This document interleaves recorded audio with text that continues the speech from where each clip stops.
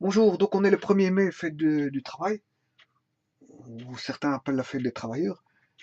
On va dire plutôt la fête du travail, voilà, pour mettre tout le monde d'accord. Il faut savoir qu'on est le 1er mai, donc 2018, et que je vais voir une petite vidéo concernant, je veux dire, le signal alternatif. Bon, le signal alternatif, vous comprendrez qu'il est, bon, sa symbolisation, c'est un cercle avec on l'a vu, hein, on a vu ceci, voilà, on met une ondulation d'une période. Voilà, une ondulation d'une période d'un signal sinusoïdal dans le cercle. Voilà. Donc une ondulation, ça ondule, hein. Ça ondule comme ceci, et on met une ondulation d'une période. Donc la période, elle va, par exemple, de là à là. Voilà. En démarrant à 0, si je mets un repère ici, en 0, 0, le 0, 0, si je le choisis ici, voilà,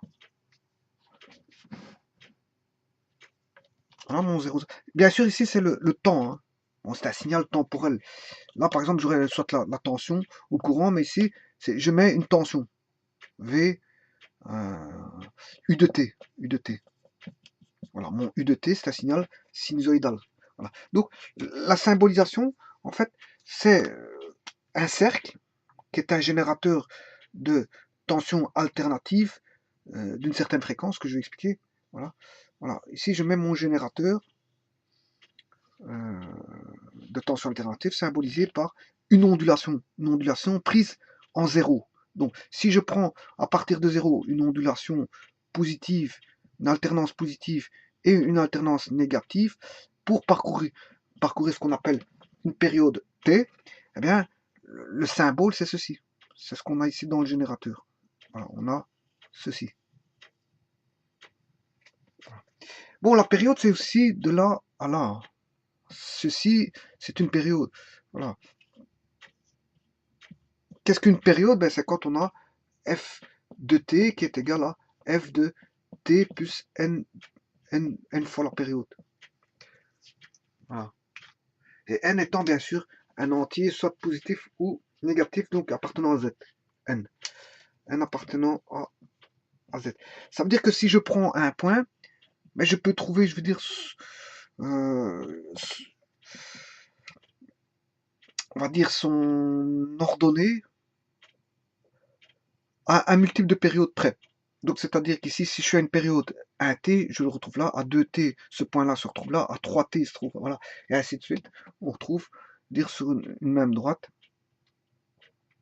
Pour un y donné, je peux retrouver le même y suivant plusieurs x. Voilà, et ces x sont disposés suivant. Ces x ici, c'est le t, hein. Bon, c'est la variable temps, mais en temporel ici. Voilà. Donc je peux trouver le temps à n'importe quel moment qui va donner toujours la même tension U de T. Voilà. Et donc j'aurais pu prendre la période ici aussi, de là, par exemple, à là. De là à là, ici on a une période. Voilà. Parce que c'est un signal périodique. Qui dit signal périodique, bon, ça veut dire qu'il va être engendré et qu'il va revenir à chaque fois. Chaque valeur va revenir à une période donnée. Voilà. Donc c'est ça périodique. Bon, sachez que bon, le générateur, généralement un générateur il a un interrupteur. Voilà. On a vu le circuit qui est composé d'un générateur, interrupteur et charge. Bien sûr, il y a une charge. Il y a une charge. Bon, ici je vais mettre une charge résistive, là, comme ceci, avec la masse ici. Si je remets la masse ici, ou je peux raccorder ça comme ça directement. Voilà. Et donc, avant d'ouvrir l'interrupteur, mais on n'a pas de signal alternatif ici. Voilà. Avant l'ouverture, on n'a rien. C'est ça que je veux dire. Mais sachez qu'un signal alternatif est, je veux dire, un vrai signal sinusoïdal. Bon, c'est un signal qui fait ceci. Donc il provient de moins l'infini pour aller à. Il provient de moins l'infini pour aller vers plus l'infini. Bon, ça c'est le signal sinusoïdal mathématique. Mais quand on applique ça à un circuit avec un générateur sinusoïdal, bien sûr, le signal va commencer à démarrer à un moment donné pour s'arrêter, bien sûr, se remettre à zéro quand on aura réouvert l'interrupteur. Si je ferme l'interrupteur, mais le signal se propage. Si j'ouvre l'interrupteur, le signal s'arrête. Voilà, voilà. Donc on n'a pas des signaux infinis, aussi bien en, en- on n'a pas le temps infini, c'est bon, c'est pas dit qu'il existe, hein. Donc et en plus un générateur fournissant une onde sinusoïdale comme ça, voilà, générateur, voilà. Généralement les centrales ont leur durée de vie, donc elles vont pas fournir, je veux dire, des sinusoïdes. Et parfois elles s'arrêtent. Parfois elles s'arrêtent voilà, pour un entretien ou quoi, et c'est une autre qui tourne. Donc fatalement, bon, euh, j'ai toujours dit que la notion d'infini, je n'aime pas d'en parler parce que ça rime à beaucoup d'aberrations. Donc ici, on va dire qu'on a un signal, je veux dire, sinusoïdal. Pour autant que sur la charge, hein, voilà, ça, le générateur va nous créer un signal sinusoïdal comme ça. Et bien sûr, après avoir fermé l'interrupteur sur une charge qui est par exemple une résistance, ben, on aura cette sinusoïde qui va circuler. Je veux dire, la sinusoïde que l'on a là, elle va circuler au travers par exemple d'une résistance de charge. Voilà, c'est RCH. Pour autant que je ferme l'interrupteur. Bien sûr, il y a des protections, hein. Protection en fusible, disjoncteur, tout ce que vous voulez, voilà. Mais c'est pas le but du jeu ici, c'est de montrer que quand on met un signal sinusoïdal, ben, il va se propager une fois positivement, une fois négativement, une fois positivement, une fois négativement, une fois positivement, une fois négativement, de manière cyclique. C'est un signal cyclique. Alors, on a affaire à un signal cyclique, euh, sinusoïdal, voilà. Et il est parfait, hein. C'est pas un signal sinusoïdal parfait. Et à un moment, il y a des moments où on va même passer par des zéros, hein. Ah ouais, puisqu'on passe par du positif, puis pour passer du positif au négatif, on est obligé de passer par, euh, par le zéro. Donc en fait, à un moment donné, il y a des extinctions. Et ça peut être facilement, je veux dire, perceptible si, euh, euh, voilà, si le phénomène, au niveau de la fréquence, on a 50 Hertz. 50 Hertz, c'est 50 fois la seconde, hein. Donc, le signal passe du plus au moins 50 fois la seconde. Voilà. Vous comprendrez que si je commence à diminuer en dessous de 50 fois à la seconde, on va commencer à avoir des scintillements, hein. Et si vous allez très très lentement, à ce moment on verra, si vous avez une fois la seconde, ben, vous allez voir 1, 1, 1, 1. L'allumage, par exemple, si je mets une ampoule, hein, parce que quand je parle d'allumage, c'est une ampoule, la charge c'est une ampoule, à ce moment-là, si je vous mettais une ampoule ici, si vous mettez un cycle par seconde, un Hertz, on va voir l'ampoule qui s'allume, qui s'éteint, qui s'allume, qui s'éteint. Maintenant, si vous augmentez la fréquence à 2 Hertz, ça veut dire que vous allez faire 2 fois à la seconde, puis 3 fois à la seconde, jusqu'à monter à 50 fois à la seconde. Voilà. Et les centrales en Europe, bon, c'est 50 Hertz, alors que les centrales aux États-Unis, non, c'est 60 Hertz. Voilà. Et donc, il y a des appareillages qui fonctionnent en 50, mais si vous êtes aux États-Unis avec certains appareillages, ils ne fonctionneront pas, je veux dire, sous le 60 Hz. Voilà. Ça, c'est pour la petite histoire. Bon, maintenant, on va calculer, je veux dire, voilà, mon signal, mon générateur alternatif, 50 Hz. Enfin, pas forcément du cas 50. On va mettre un générateur de tension alternatif. Voilà. Voilà. Donc, c'est un appareil qui peut fournir, bon, de la tension alternative sous une certaine fréquence. Bon, la fréquence, bien sûr, je vais la régler. Voilà, il y a un générateur de fréquence, donc je vais la régler par exemple à ce que j'ai envie. 20 Hz, 30 Hz, 50 Hz, il y a un bouton. C'est un bouton. Au niveau du générateur, il y a un bouton, hein. Qu'est-ce que je peux faire par exemple si je mets un signal sinusoïdal avec mon générateur? Bien sûr, ici on peut voir le signal par exemple. Voilà, j'ai un bouton, par exemple pour l'amplitude. Voilà. Je choisis par exemple un signal sinusoïdal. Je choisis un signal sinusoïdal. Bon, avec ce bouton-là, par exemple, je peux augmenter l'amplitude du signal. L'augmenter ou le diminuer. Je peux diminuer le signal sinusoïdal. Et ça, c'est grâce à un bouton qui va, je veux dire, faire varier l'amplitude du signal. Donc, on a un bouton amplitude. Et vous comprendrez qu'on a aussi un bouton pour faire varier donc la fréquence. La fréquence. Là. Et pour une amplitude donnée, donc l'amplitude c'est au niveau, dire le signal, ceci par exemple. L'amplitude, si je l'augmente, ben, j'aurai ceci. Voilà, là j'augmente l'amplitude. Vous voyez que le signal, la première taille, elle était ici, et la seconde, elle est là. J'ai augmenté le signal. Si j'avais diminué la taille, ben, je me retrouvais qu'un signal diminué. Voilà. Donc augmenter le signal, ça veut dire amplifier. Diminuer le signal, c'est atténuer le signal. Alors, donc on peut amplifier le signal comme on peut l'atténuer, comme je peux le laisser tel quel. Je ne suis pas obligé d'amplifier ni l'atténuer, je peux le laisser tel quel. Maintenant, au niveau de la fréquence est tout simplement jouer, je veux dire, l'allonger. Supposons que le signal au départ, il était comme ceci. Mais si je l'allonge, voilà, le signal est comme ça, et je peux le réduire. Donc, il y a allonger le signal au niveau temporel, hein, et soit le réduire. Donc, on augmente soit la période, mais attention, si j'augmente la période c'est ceci. Hein. Bon, si j'augmente la période, par exemple, voilà, là un signal où j'augmente la période. Mais vous comprendrez, si j'augmente la période c'est l'inverse de la fréquence. Augmenter, si t est égal à 1 sur f, si j'augmente la période, la fréquence diminue. Donc là, il va faire moins. Ici, la fréquence, la période ici, je l'ai augmentée pour passer du signal 1, S1 au signal S2. Ben, vous voyez que j'ai augmenté la période parce que maintenant la nouvelle période est ici.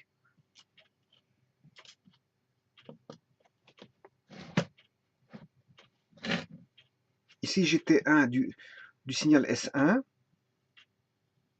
Ici, j'ai T2 du signal S2. La période du signal S2. Bon, il faut savoir que la période T2 est plus grand que T1. Mais que F2 est plus petit que F1. La fréquence 2 est plus petite que la fréquence. Voilà, la fréquence. Si T2, la période T2 est plus grande que T1, ça veut dire qu'il va parcourir moins de cycles par seconde. S2 va parcourir moins de cycles par seconde. Fatalement, il est plus long. Il est plus long. Et l'autre, il est plus court. Donc, il parcourt plus de cycles à la seconde que celui-là. Voilà. Donc, si plus on augmente la période, et plus la fréquence diminue. Voilà. Et à l'inverse, si la période diminue, hein, ici je prends un signal, voilà, je diminue la période,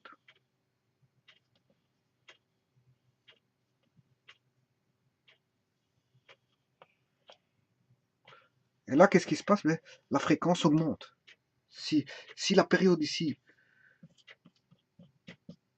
a diminué par rapport aux autres, à S1, S2, là j'ai le signal S3, ben, si je diminue la période, ben, la fréquence va augmenter.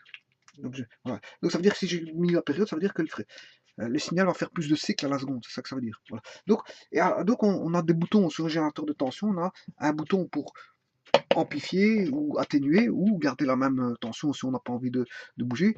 Choisir son type de signal. Ici, moi, je choisis un signal sinusoïdal. J'aurais pu choisir un signal triangulaire ou rectangulaire ou peu importe. Voilà. Et on peut modifier la fréquence, soit atténuer, soit augmenter la fréquence, diminuer la fréquence ou garder toujours la même fréquence. Voilà. Voilà. Et ça c'est grâce aux générateurs de tension qui permettent donc d'avoir des tensions de forme donnée, d'amplitude donnée et de fréquence donnée. Donc, si on veut un signal sinusoïdal, U de T c'est quoi?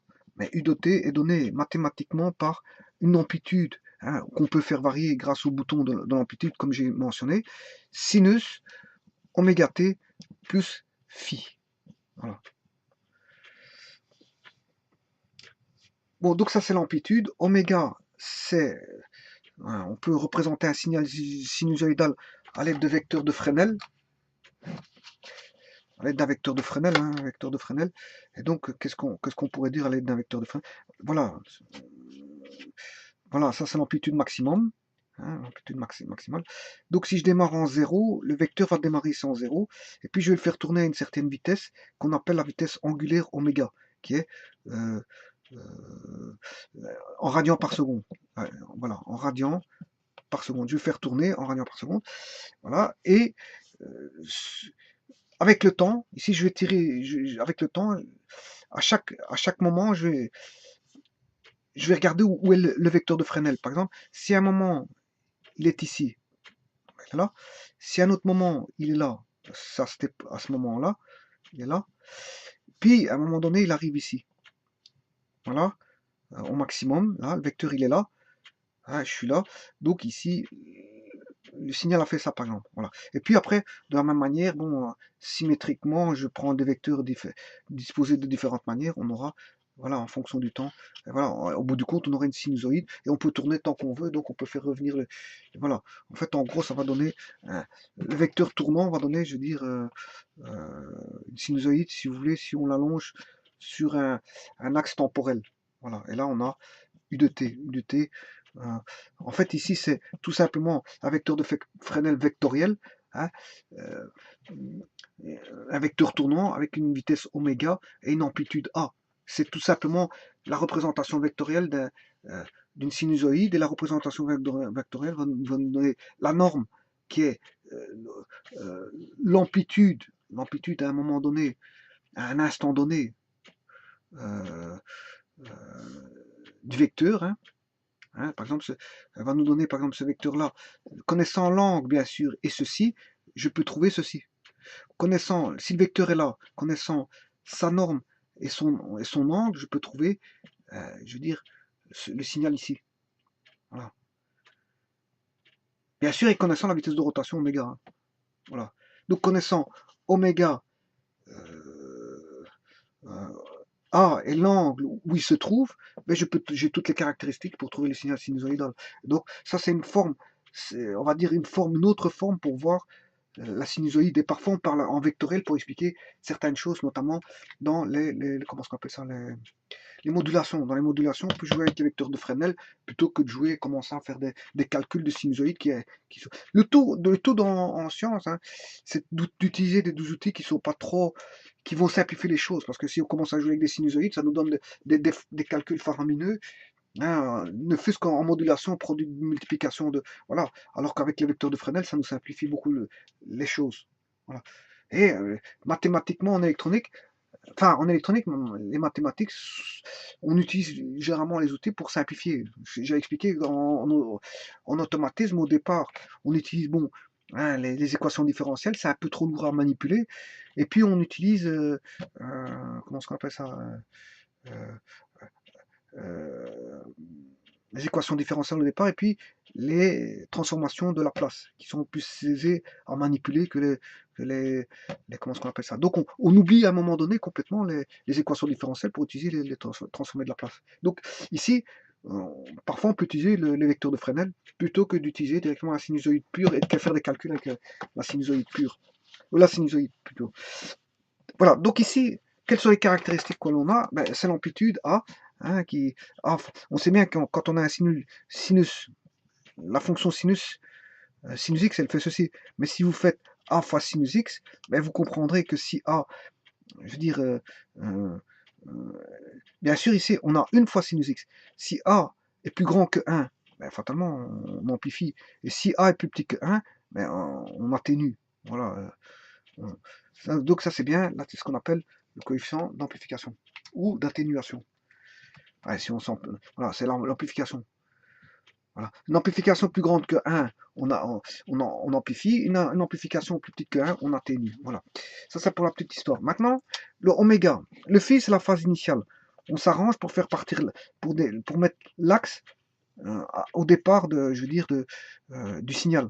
Au départ du signal, on s'arrange pour avoir le 0,0 ici haut. Donc ici, on aura par exemple le Y, et ici le X. Bah, comme on est en sciences, et ici surtout en électricité, bah ici, je vais opter non pas pour Y, mais U de T. U de T, là non pas X, mais le temps. Donc en fait, la tension est une fonction du temps. On voit bien que la tension U de T est une fonction du temps. On voit bien oméga T plus phi. On a bien que on a une sinus fonction f, on a f de t en fait. Y, le u de t, qui est le y, hein, y c'est u de t, le u de t est fonction du temps. Hein, on voit bien sinus oméga t plus. Et la fonction c'est une sinusoïde tout simplement. Hein, avec, je veux dire, un coefficient devant. devant la sinusoïde. Donc, soit elle est amplifiée, soit elle est réduite. Ici, avant 1, bien sûr, on a le cercle trigonométrique de rayon 1. Voilà.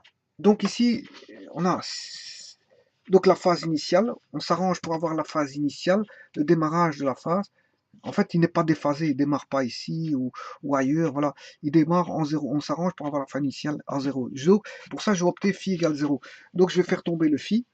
Comme ça, j'ai une phase initiale au démarrage de mon axe U de t, t. Voilà. Donc, ça veut dire que je vais démarrer ma sinusoïde ici.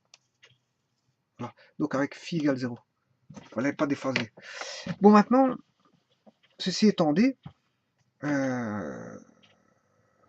généralement, l'amplitude, c'est ce qu'on appelle le Vmax, tension maximale, en électricité, ou Umax, parce que j'ai appelé ça U, donc U de T, ce sera quoi? U de T, ce sera Umax sinus oméga T. Voilà. Bon, maintenant, on va se proposer de calculer donc la tension moyenne d'un tel signal. Voilà. Sachant que oméga, hein, c'est 2pi fois la fréquence, et que la fréquence est l'inverse de la période. Donc, je peux écrire ces 2pi sur T aussi. Hein. Voilà, 2pi sur T.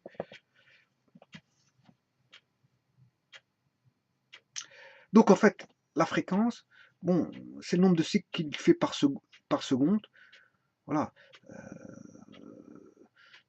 Et multiplié par 2pi, 2pi fois le cycle par seconde, mais on a la vitesse angulaire du vecteur de Fresnel ou de l'alternateur qui tourne, par exemple, à la centrale.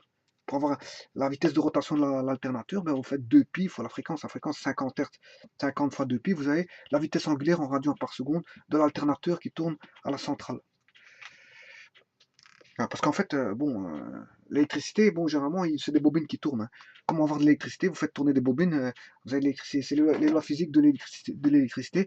Faire tourner des bobines, ça donne de l'électricité. Bon, donc en fait, on essaie de s'arranger, de faire tourner des bobines. Comment?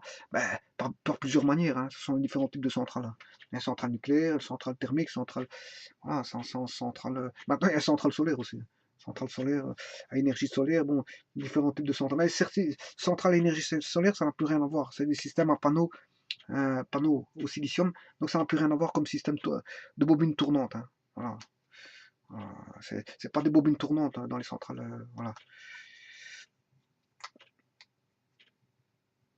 Voilà. Généralement, on fait tourner, grâce à des turbines, une énergie mécanique, par exemple de l'eau, de la vapeur ou autre, on fait tourner des turbines et les turbines s'arrangent pour faire tourner un gros alternateur qui est la taille d'une pièce pour faire tourner, je veux dire, des bobines. Et quand les bobines tournent, généralement il y a 3 bobines là-bas. Hein. Ces 3 bobines, on fait tourner. Là, on n'a pas un signal comme ceci, c'est 3 signaux comme ceci, puisque c'est de l'alternateur, du triphasé. 3 phases. Il y a 3 phases, 3 bobines, donc 3 phases triphasées, on obtient des tensions et des courants de grosse puissance. Fatalement, c'est pour alimenter des villes et des villages, donc fatalement, il faut de la grosse puissance. La grosse puissance, généralement, c'est du triphasé. Triphasé, et puis après, bon, bien sûr, après, on redescend en monophasé quand on est... on retombe dans les habitations, on retombe en monophasé, donc du triphasé pour ramener la puissance, et puis après on retombe en monophasé.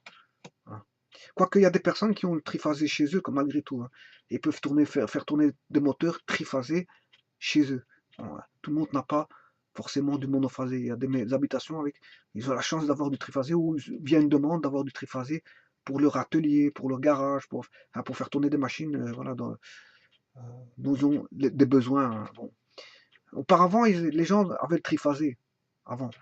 Voilà. Maintenant, on arrive directement avec les monophasés. Mais avant, les gens avaient directement le triphasé chez eux.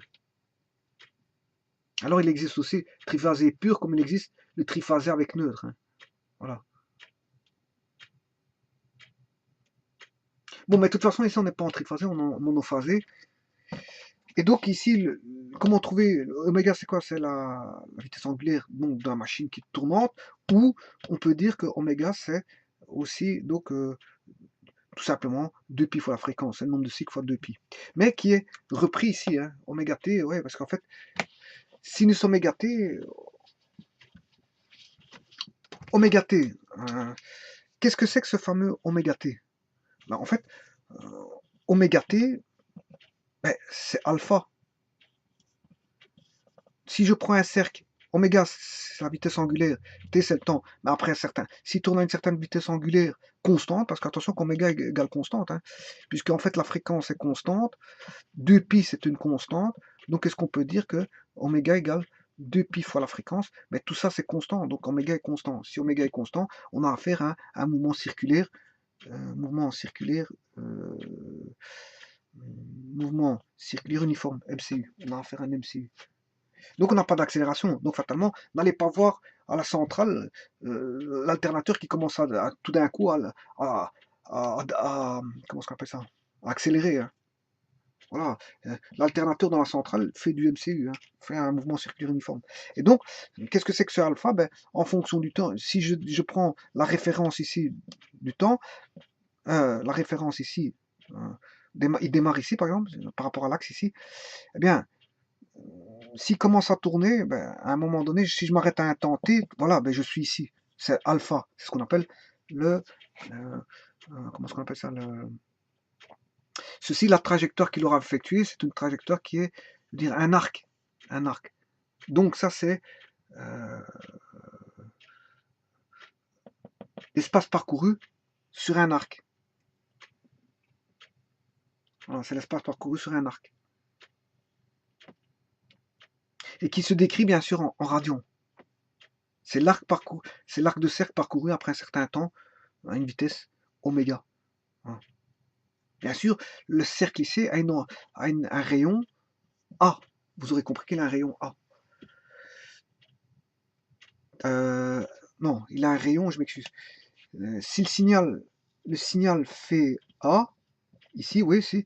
Donc en fait, le rayon fait A. Ça, c'est le rayon.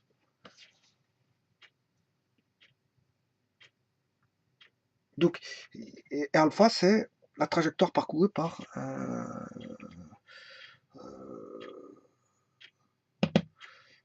l'alternateur, par exemple, s'il fournit de l'électricité, bon, pendant une période, enfin, un instant T, on sait savoir où il est arrivé.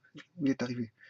Et donc, à partir de là, si je sais qu'il est là, à cet endroit-là, à cet endroit-là, je sais quelle tension qu'il aura. Puisque supposons qu'on est ici après un instant T1, voilà mon instant T1, mais en fait, il sera ici. Il sera à une amplitude U, U1. Voilà, là, il a une amplitude U1. Attention que l'amplitude maximale, elle est là. Hein. Ouais, si je fais convenablement mon cercle, voilà. Enfin, j'ai pas fait convenablement, mais enfin bref. Ici, c'est pour, à l'instant, le centre est là, centre du cercle. Là, je suis à l'instant T1, donc j'aurai U1 là. Et l'amplitude maximale A, elle est là. Hein. Pour avoir A, il faut que je continue pour essayer d'avoir mon A. Voilà. Et donc, vous voyez que oméga T, mais c'est, je veux dire, c'est l'arc parcouru sur le cercle et je sais déterminer au travers de l'arc la tension instantanée. C'est la tension instantanée. Je sais trouver la tension instantanée. Donc à partir de oméga T, je peux trouver la tension instantanée. Voilà.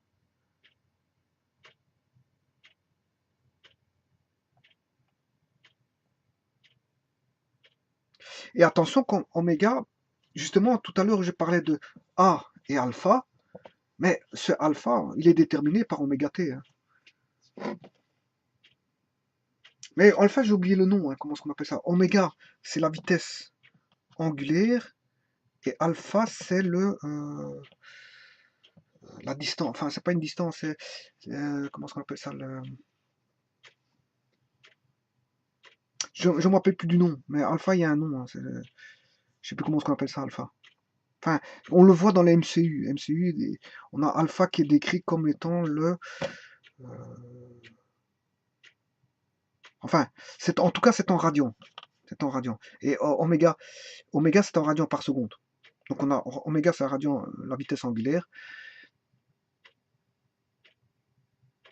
Et alpha, c'est l'arc décrit à un instant T. Un instant T. Voilà. D'un point parcourant, je veux dire, un MCU à une vitesse oméga. Voilà. Et donc, grâce A et alpha, j'avais dit auparavant qu'on pouvait trouver la tension instantanée, mais alpha c'est oméga t. Donc ayant A et oméga t, mais je sais trouver la tension instantanée U de t. U de t, je peux trouver U de t à n'importe quel moment.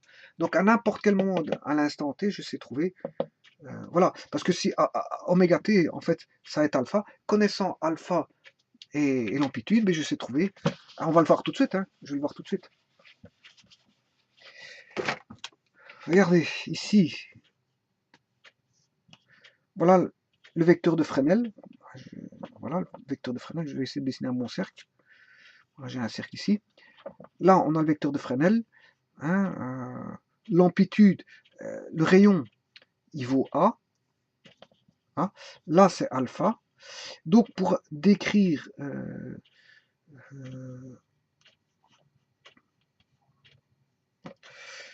côté opposé, que je vais appeler par exemple Y. Voilà, ici c'est Y. Hein. Y, le côté opposé. Le côté opposé sur l'hypoténuse, mais c'est égal à sinus de alpha. Voilà, vous voyez? Oui. Donc en fait, ici, si je fais Y égale à sinus alpha, qu'est-ce qu'on retrouve? Mais on retrouve que ceci. Et ceci, ça donne bien la projection en Y. Et la projection en Y étalée dans le temps, bien sûr, vous devez étaler dans le temps pour avoir le vecteur de Fresnel. Hein. Il faut étaler dans le temps. Ici, on est à l'instant T1, donc je dois mettre à l'instant T1. Si je suis à l'instant T2, ici, ben, je dois mettre à l'instant T2. Ici, on parcourt le temps. Ici, hein. C'est une échelle. Ici, c'est une échelle de temps. Donc, si je suis en T1 là, T2, T3 là, T4, T5, T6, T7, T8, T9, T10, T11, etc. Ben, c'est l'échelle des temps, ben, il faudra répartir, répartir T1, T2, T3, T4, T5, T6, jusqu'à T qu'on veut. Voilà. Et donc là, le signal là va donner la projection ici, et la projection là, qu'est-ce que c'est? Mais c'est tout simplement la tension. La tension. C'est la tension Y, ça va donner la tension. Donc U de T. Voilà, ça va me donner U de T. Voilà. Donc, par exemple, si je suis là, la tension U de T elle est là, U de T1, U de T2 sera là. Et si on a au maximum, on a A, amplitude A, puis on redescend, etc. À un moment donné, ici, vous comprendrez qu'on aura du positif. Là, il est positif. Ouais, là, il est positif. Et puis après, on aura deux négatifs ici. Hein. On a plus, moins, moins. Et donc, ça, pourquoi plus, moins, moins? Ben, c'est parce que c'est le sinus qui est comme ceci, c'est la fonction. Le sinus, c'est plus, moins, moins. C'est comme ça vient de là. Voilà. Bon, maintenant, ce que je vais faire.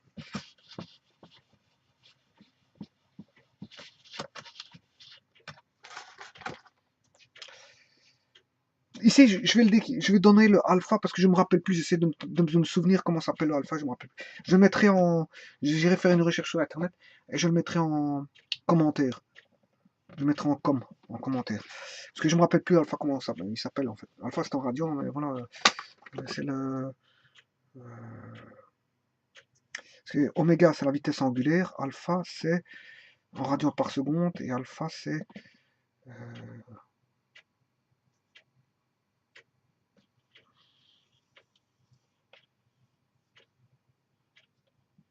Je me rappelle plus, je mettrai en remarque. Je m'excuse, mais bon,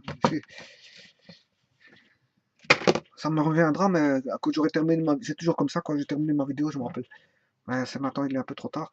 Je vais quand même continuer pour éviter de perdre du temps. Ici, on a U de t est égal à sinus oméga t. Bon, donc oméga t c'est alpha, hein. Donc c'est bien. Voilà. J'ai bien mentionné tout ceci. Bon, je reprends ceci, y égale U de t égale.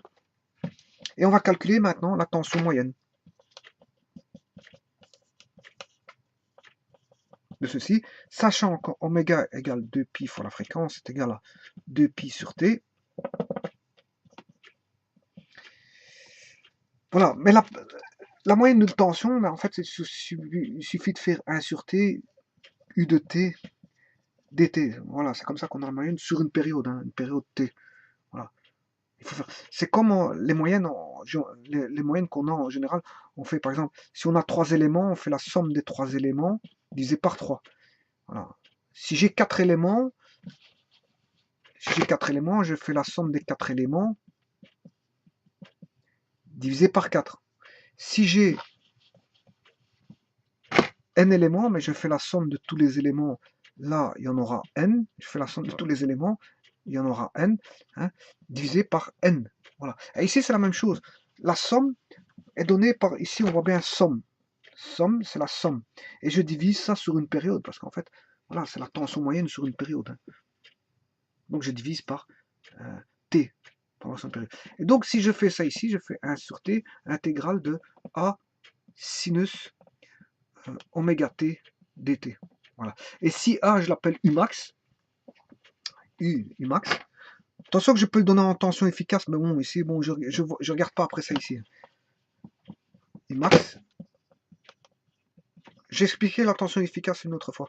Sinus oméga t. Voilà. Donc dt bien sûr. Bon, on va primitiver ça, enfin intégrer ça de 0 sur une période, hein, ouais, parce que c'est la tension moyenne sur une période. Donc on va primitiver ça par rapport de 0 pour t égale grand T et pour petit t égale 0. Voilà. Donc en fait, en d'autres temps, j'aurais pu écrire, bon, ici j'étais un peu trop vite pour écrire, mais en fait, je dois écrire t égale 0 et t égale grand T. Voilà. Bon, Umax est une constante, mais il peut sortir du signe intégral. Donc je vais mettre ici Umax. Ouais, c'est une constante, donc il peut sortir. T est une constante aussi ici. Hein. Voilà. Donc ceci c'est une constante. Umax sur T c'est une constante. Bon, la primitive d'un sinus, c'est moins cosinus. Donc on aura moins, hein, il y aura un moins devant. Donc on aura moins Umax sur T cosinus oméga T, bien sûr, il faut. Là on a une constante. Hein, sinus, on a sinus kt. kt. Primitif sinus kt, c'est 1 moins 1 sur k cosinus kt. Donc ici c'est, je dois mettre le k ici quelque part. Ouais, donc ici c'est oméga. Oméga ici, faut en tenir compte, puisque quand je dérive cosinus oméga, enfin quand je vais dériver cosinus oméga t, ça va me donner moins cosinus oméga t va me donner 6 sinus oméga t fois oméga. Et donc j'ai intérêt à avoir un oméga en dessous pour que le oméga se simplifie pour donner sinus oméga t. Voilà, si on veut faire l'inverse. Bon, ici maintenant, si je fais moins cosinus oméga t entre les bornes t égale t et oméga égale 0, voilà, on a ceci. Oméga, c'est 2pi sur t. Hein. Oméga, on vient de le voir, c'est 2pi sur t. Bon, mais les 2t là vont tomber, et là c'est 2pi sur t, mais 2pi sur t fois 0, ça fait 0. Donc ici on a cosinus de 0. Et là on a cosinus de 2pi, parce que t sur t ça fait 1. Voilà. Donc ceci c'est une constante, et il nous suffit de calculer ceci, et voilà, on trouvera la tension moyenne, puis on en discute. Bon, cosinus de pi.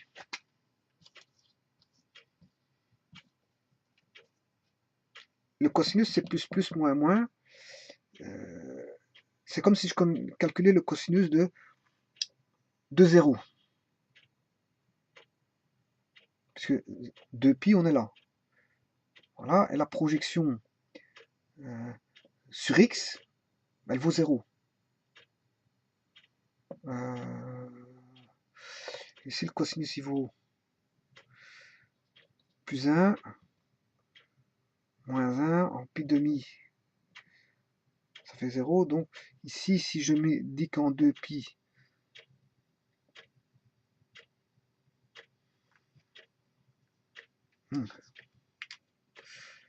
t, ouais, 2pi, 0. Donc, en 2pi,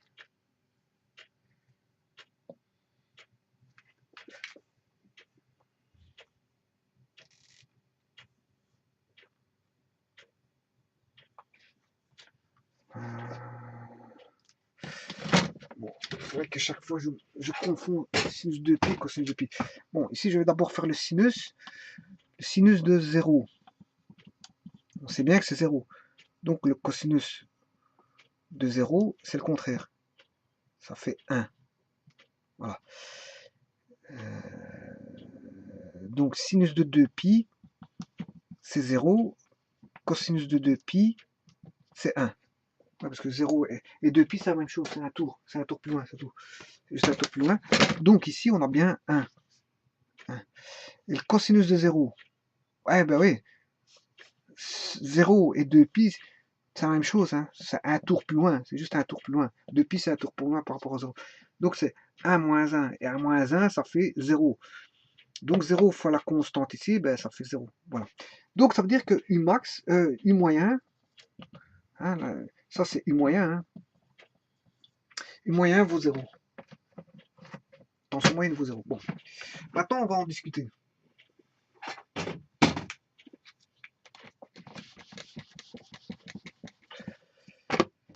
La tension moyenne vaut 0.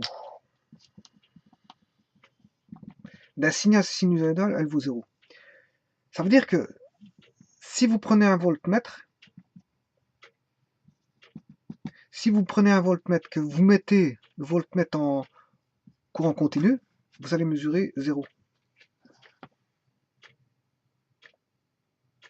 Voilà. Si vous le mettez en courant continu, vous allez obtenir 0. Ça veut dire que vous allez mesurer, je veux dire, la tension moyenne. Ah, ici, on a une alternance positive et une alternance négative. Mais ceci, il parcourt ceci pendant le même moment que ceci. Donc ici, on a T', T'. En T', il parcourt une alternance positive et en T', une alternance négative. Et l'air là, elle est la même que celle-là. Donc on peut se dire que en moyenne, elle va parcourir 0. Hein. Du plus ici, du moins.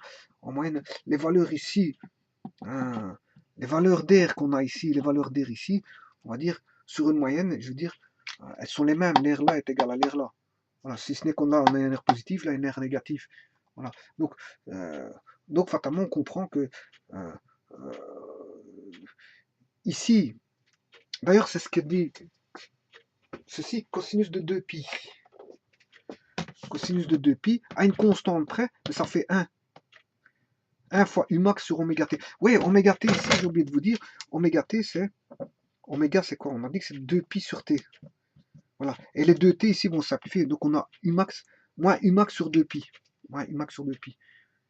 Voilà. Moins U max sur 2pi. Donc ici, on voit tout de suite que au niveau des airs, les airs sont les mêmes là et là. Fatalement, sur une période, qu'est-ce qu'on a? En moyenne, on a une tension nulle complètement. Hein. On a une tension nulle sur une moyenne. Donc là, on a une tension nulle en moyenne une tension nulle. Donc la tension moyenne sur tout le signal, il sera toujours égal à 0. Et donc, fatalement, si vous mesurez à l'aide d'un voltmètre, hein, un voltmètre, et que vous mettez en courant continu, le voltmètre, mais vous allez mesurer la tension moyenne, elle vaut 0. Voilà.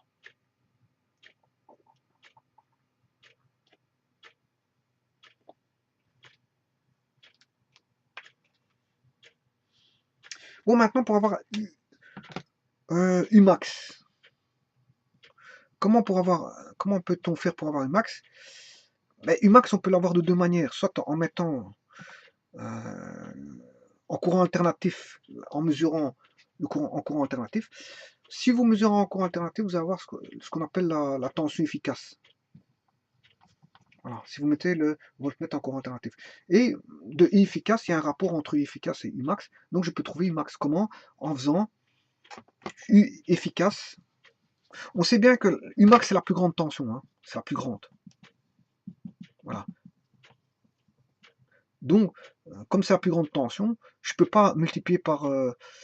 si je divise ici par racine de 2,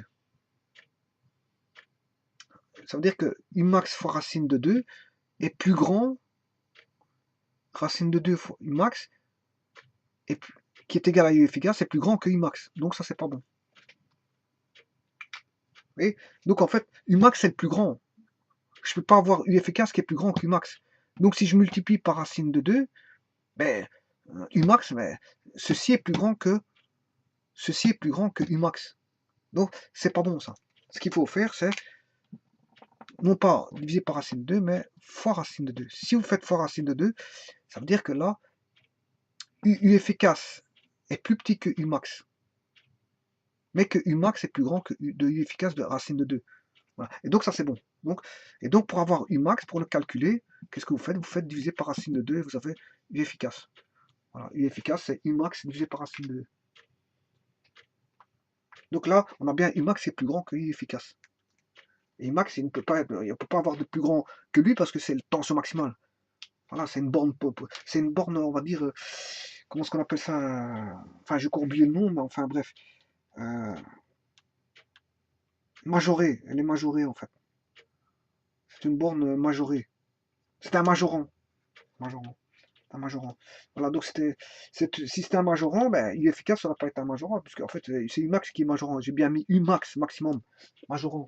Donc, on ne peut faire que Umax divisé par racine de 2 et pas fois racine de 2, parce que si je fais Umax fois racine de 2, c'est U efficace qui devient plus grand qu'Umax. À combien de fois? À racine 2 fois plus grand. Et racine 2 fois, c'est 1,4. Racine 2 sur 2, c'est 0,7. 0,707. Donc racine de 2, c'est 1,4. C'est 0,707 fois 2, donc 1,4. Environ, en gros. En gros. Voilà, première approximation qu'on va dire. Voilà. Donc, si je mets en CA, je peux mesurer U efficace. Et si je mesure efficace, je peux calculer U max. Voilà. Maintenant, comment voir... Donc, je sais mesurer quoi? Je sais mesurer la tension continue du signal sinusoïdal qui est U moyen, égal à 0. Elle sera toujours égale à 0 pour un signal pur. J'aurai U efficace qui est égal à... que je mesure avec un tension alternative, un voltmètre à courant alternatif. Là, je mesure avec un voltmètre en CC, là, un voltmètre en CA, et je peux déterminer Umax. Comment? En faisant Umax fois racine de 2. U efficace fois racine de 2, pardon. Si je fais ça fois racine de 2, ben, lui, il est plus grand que lui. Voilà, donc voilà. Donc, ayant U efficace, je fais fois racine de 2, j'ai Umax. Voilà. Qu'est-ce qu'on peut encore avoir? U de T. Comment avoir U de T? Ben là, en ce moment, il faut l'oscilloscope. Avec l'oscilloscope, soit en mettant, en connaissant le signal oméga t, hein, connaissant le A qui est Umax. Si je connais Umax, ok. Si je connais oméga, c'est-à-dire 2pi fois la fréquence, je connais la fréquence 50 Hz par exemple. Voilà. Donc ici, on a 100 pi. Oméga vaut 100 pi. Voilà. Donc ici, connaissant ceci, 100 pi, mathématiquement parlant,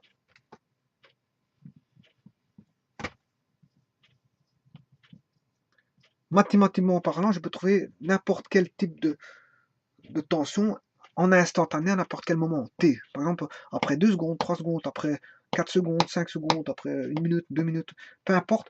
Il suffit de rentrer le temps donné en secondes et vous aurez U de T. La tension instantanée.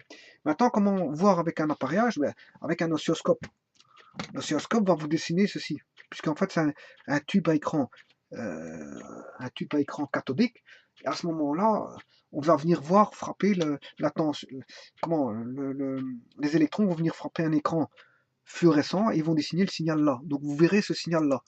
Et donc si vous avez si vous dessinez ceci, mais à n'importe quel moment, on sait mesurer ce qu'on veut et on peut même arrêter le signal, l'arrêter, c'est-à-dire en faire une espèce de photographie. Voilà. Comme ça, je peux éteindre le générateur ou peu importe là où j'ai le signal alternatif, je l'éteins, j'éteins le système, mais je garde en mémoire, si vous voulez, le signal ici, parce qu'il y a des oscilloscopes à mémoire qui permettent de mémoriser le signal. Une fois que vous avez pris le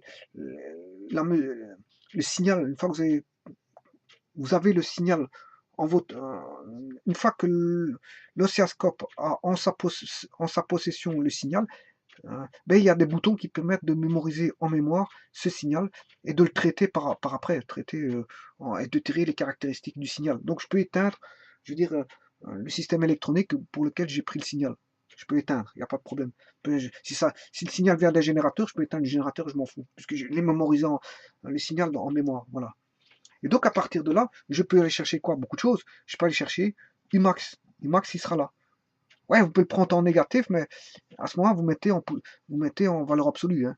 Ouais, si par exemple, si Umax vaut moins 100 volts, Voilà, si vous regardez à l'oscilloscope ici, vous mesurez moins 100, mais l'amplitude, ce sera en valeur absolue. Hein. A égale 100. C'est la valeur absolue de moins 100, c'est-à-dire 100 volts. Voilà.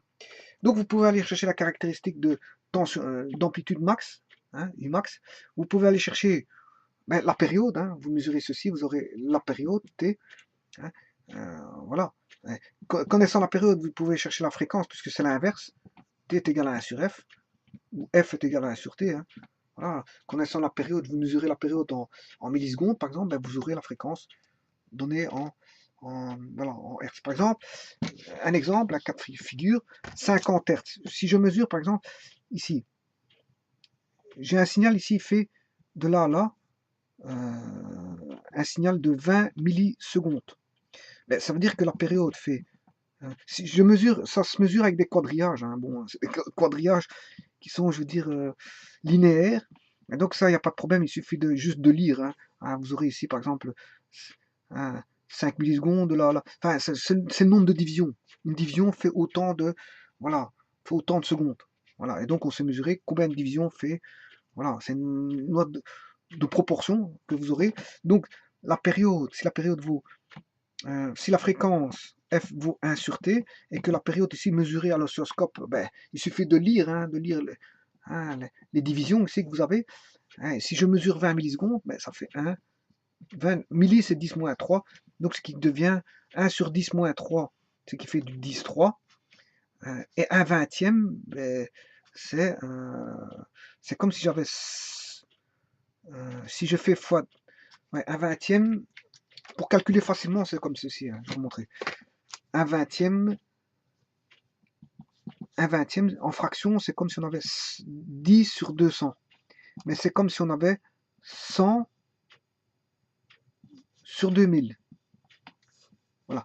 Là, j'ai multiplié par 10, je multiplie par 10, donc les fractions sont égales, puisque les rapports restent constants. Là, je multiplie encore par 10, et 200, je multiplie par 10, pour obtenir enfin, en fin de compte, 100 sur 2000.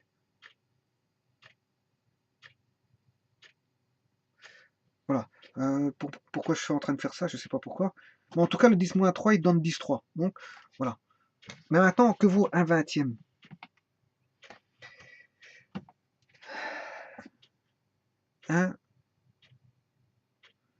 Ouais, mais donc c'est juste ce que je fais. C'est juste. Donc pourquoi je fais ça? Parce que je fais 100 sur 20 fois 1 centième. Voilà. Mais 1 centième, c'est 1 sur 10 exposant 2. Voilà. Donc ici, c'est comme si j'avais 10 moins 2. Voilà. Et 100 sur 20, ça fait combien? 100 sur 20, ça fait 5. Donc,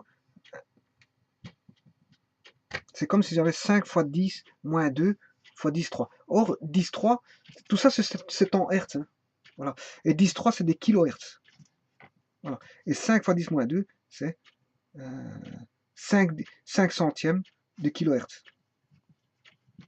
0,5 centièmes de kilohertz. En d'autres termes, ça si je mets en kilohertz, 0,05 kilohertz. Mais si vous voulez calculer en hertz, 10,3 fois 10 moins 2, c'est 10,1. Donc 10,1 c'est 10, et 10 fois 5 c'est 50 hertz. Voilà. Donc si vous voulez calculer en kilohertz, c'est 0,05 kilohertz. Et si vous voulez calculer en hertz, c'est 50 hertz. Voilà, et donc j'ai fait un petit tour de passe-passe pour retrouver, je veux dire, sans calculatrice, comment retrouver que, sans calculer par calcul écrit ou quoi que ce soit, que j'ai calculé tout simplement que, je veux bien refaire le calcul pour, si vous n'avez pas vu très clair, en fait, j'ai juste fait ça. Donc, on a dit que c'était 1 sur 20 millisecondes. Voilà, ça c'est 1 sur t. Je recommence le calcul pour ceux qui n'auraient pas vu le tour de passe-passe. Voilà, 1 sur 20 fois 10 moins 3. Or, 10 moins 3, si on remonte, ça fait, vous serez d'accord avec moi que ça fait 10,3. Hein. Bon, ça c'est les questions de puissance. Quand on a une puissance négative au dénominateur, on peut la remonter au numérateur pour la rendre positive. Bon, et là, elle est négative, je l'ai rendue positive, plus 3. Voilà, bon, j'ai rien fait d'autre. Bon. Donc ici, attention, les unités sont en Hertz. Parce que je vais mettre les unités en Hertz. un vingtième. Bon, un vingtième, je ne sais pas ce que ça fait combien, mais j'ai pas envie de prendre ma machine pour calculer et je n'ai pas envie de faire du calcul écrit. Donc, pour simplifier la tâche, qu'est-ce que je fais? Je prends un vingtième ici et je vais regarder combien ça fait. Ben, un vingtième, si je fais x 10, c'est 10. Si je fais 20 fois 10, ça fait 200. Un vingtième, c'est 10 deux centièmes, hein, parce que si je retire le 0, ça fait un vingtième. Je divise par 10. Donc, faire x 10, mais je conserve la fraction. Si je fais encore x 10, mais je conserve encore la fraction. Voilà, mais en faisant x 10, c'est comme si j'avais 100 divisé par 20. Voilà. Mais ici, c'est 20, mais il y a encore 2 zéros. Donc, 2 zéros, c'est 10 exposant 2. Voilà. Donc, et 100 sur 20, mais ça fait combien? Ça fait 5. 5 fois 20, ça fait 100. Voilà. Et 10 exposant 2, c'est une puissance positive, je remonte au-dessus, ça devient une puissance négative. Voilà. Donc, autant dire que 1 vingtième, c'est 5 fois 10 moins 2. 1 vingtième, c'est 5 fois 10 moins 2. Voilà. Donc, je remets 1 vingtième, c'est 5 fois 10 moins 2. Et ceci, je le traite soit en kilohertz, 10 exposant 3 Hz, ça fait kilohertz, et ça fait 0,05 kHz. Ou je peux traiter directement la puissance ici, 10 3 fois 10 2, ça fait 10, et là je garde en Hz à ce moment-là, Hz, ça qui fait 1, et 5 fois 10, ça fait 50 Hz. Voilà. Voilà pour la petite histoire. Voilà, j'ai recommencé le calcul pour ceux qui n'auraient pas compris, qui n'auraient pas vu les noteurs de passe-passe. Voilà, donc en fait, tout ce que je peux vous dire que, bon, on peut mesurer la tension moyenne à l'aide d'un voltmètre à courant continu, la tension efficace à l'aide d'un, comment est-ce qu'on appelle ça, d'un voltmètre à courant alternatif. On peut calculer Umax en faisant racine 2 fois U efficace, voilà, par calcul.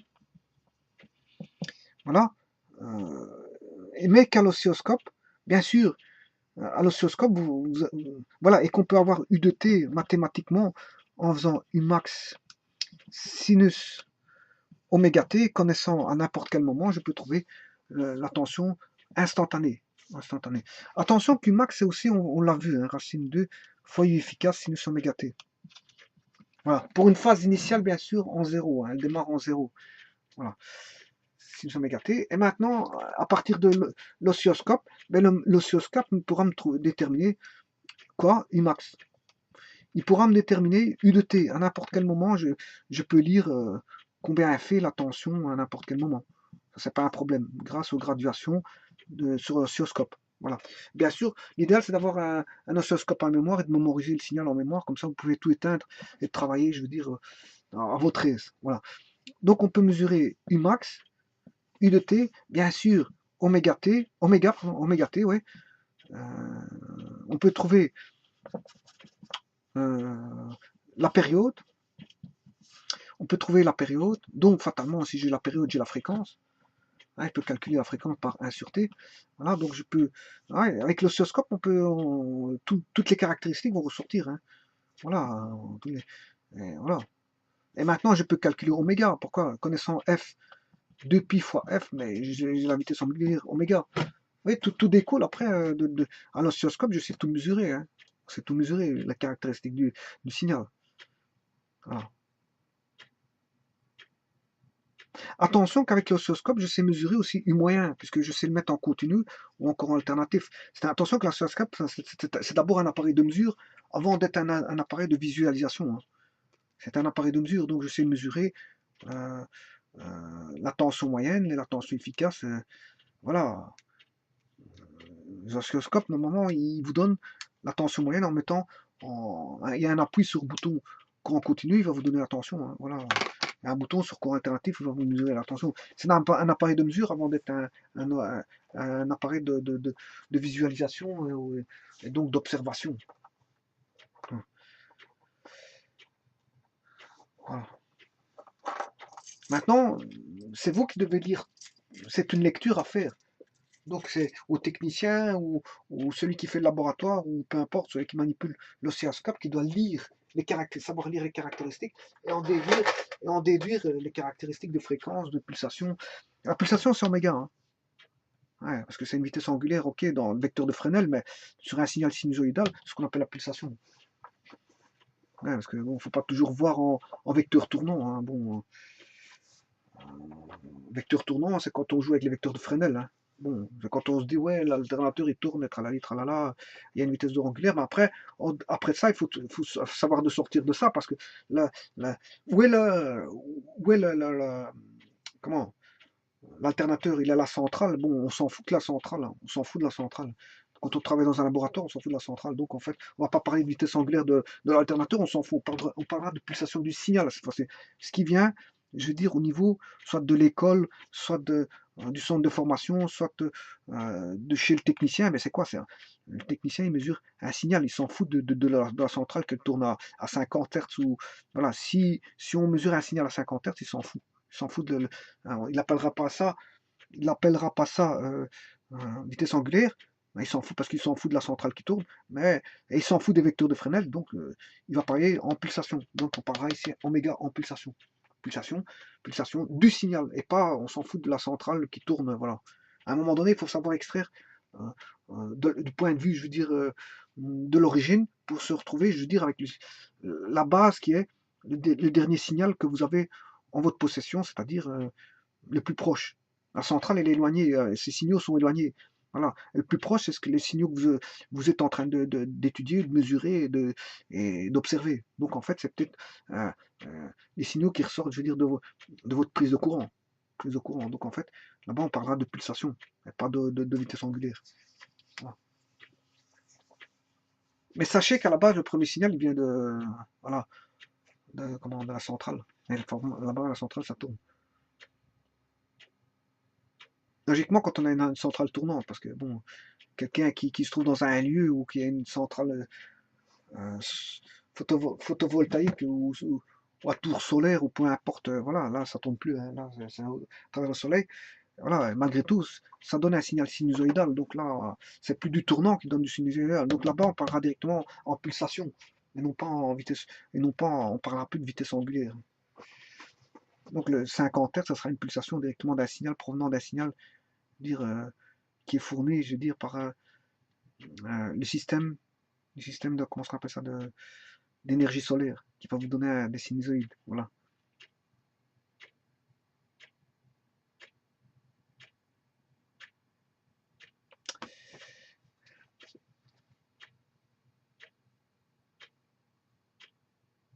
Attention que si je prends les centrales éoliennes, les parcs éoliens, là ça tourne, hein, ce sont des turbines qui tournent. Hein. Là, on peut comprendre que bon, il y a quelque chose qui tourne.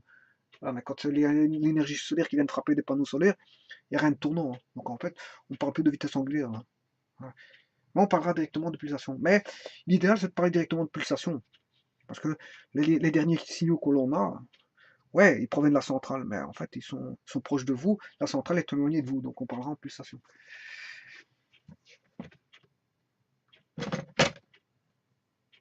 Voilà, donc en fait, d'un oscilloscope, on peut mesurer pas mal de choses, tirer pas mal d'enseignements, et voilà, il suffit de lire, bien lire, savoir manipuler l'oscilloscope, et une fois qu'on sait manipuler l'oscilloscope, tirer toutes les caractéristiques d'un signal, et je veux dire, commencer à faire des études de circuit.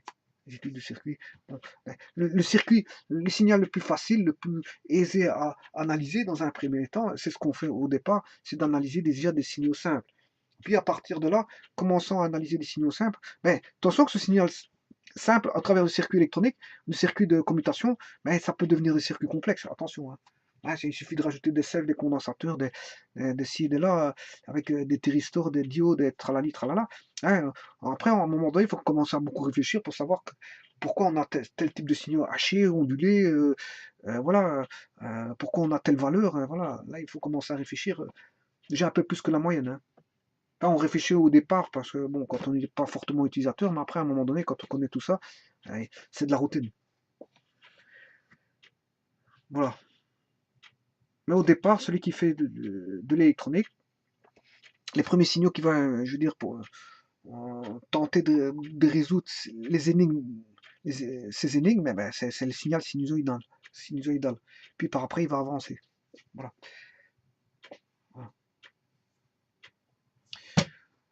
Voilà, je vous remercie beaucoup.